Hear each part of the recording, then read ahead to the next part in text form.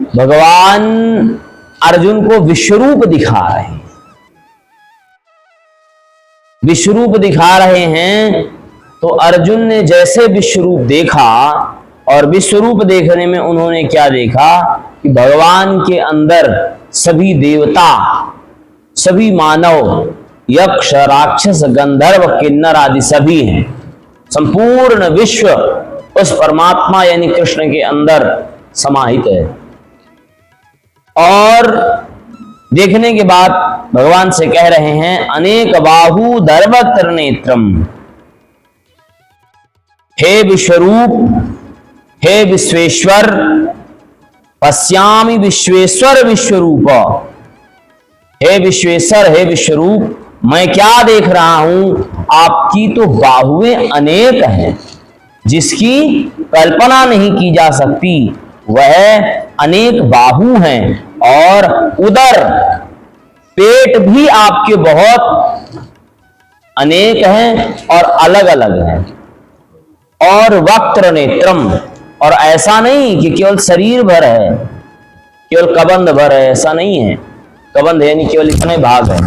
वह कैसा है, वक्त्र यानी मुखमंडल भी है, और उन मुखमंडलों में नेत्र भी है, यानी कि हजारों, अनेकों, लाखों पुरुष अर्जुन को दिखाई दे रहे हैं।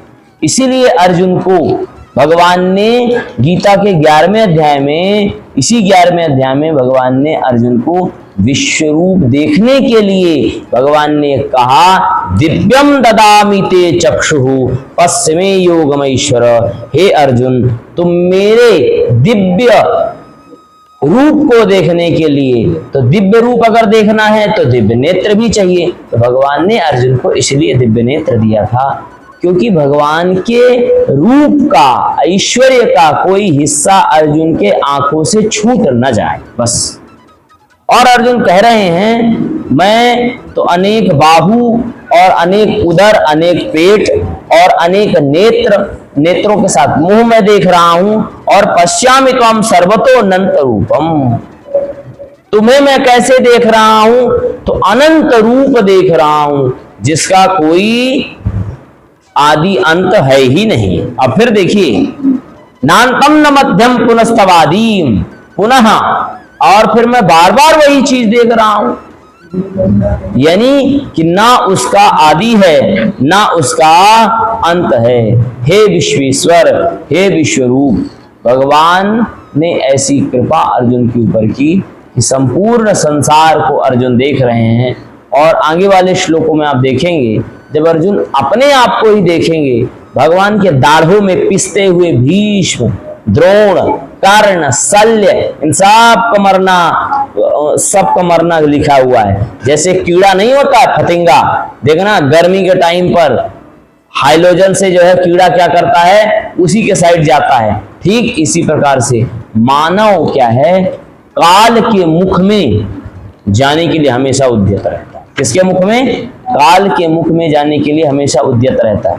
चाहे हम हो चाहे तुम हो, हम लोग क्या चाहते हैं? यश, कीर्ति, सम्मान, प्रतिष्ठा। वस्तुतः हम कितनी भी धर्म की बात कर लें, कितना भी गीता का श्लोक पढ़ा लें, कितना भी कुछ कर लें, पर लेकिन वस्तुतः हम क्या चाहते हैं? यश, कीर्ति, सम्मान, रुपया, पैसा। परंतु इनसे कुछ नहीं होने वाला। परंतु जब आप एक ध्यान की मुद्रा में, समाधि की मुद्रा में भगवान का जब कीर्तन करने लग जाएंगे, यह संपूर्ण संसार का जो यश, कीर्ति, सम्मान है ना, द्रव्य, दक्षिणा, पैसा, रुपया, यश, सब छोटा लगने लग जाता है। ईश्वर के सामने कुछ नहीं है। परंतु अभी जब तक ईश्वर का कुछ भी साक्षात्कार नहीं हुआ है, तब तक तो हमें यही लगता है, अरे वो कथावाचक कैसे हैं, वो ऐसे हैं, वो ऐसे, क्योंकि हम ईश्वर को प्राप्त करना नहीं चाह रहे। ईश्वर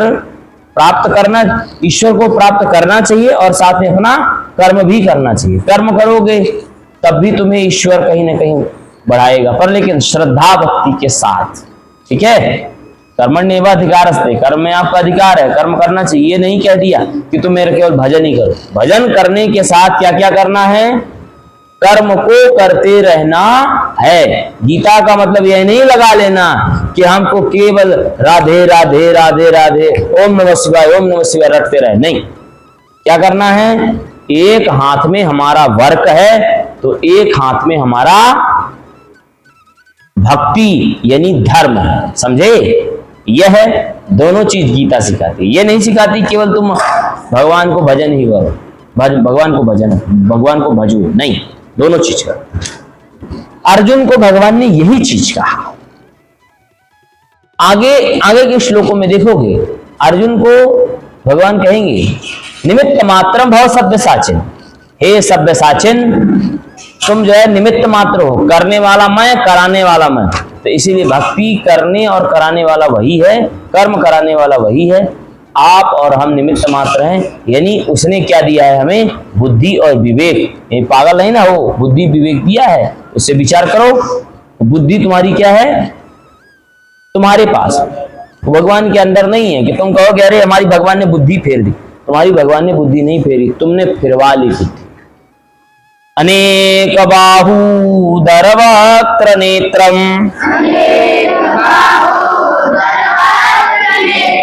पश्यामि त्वं सर्वतोऽनन्तरूपम्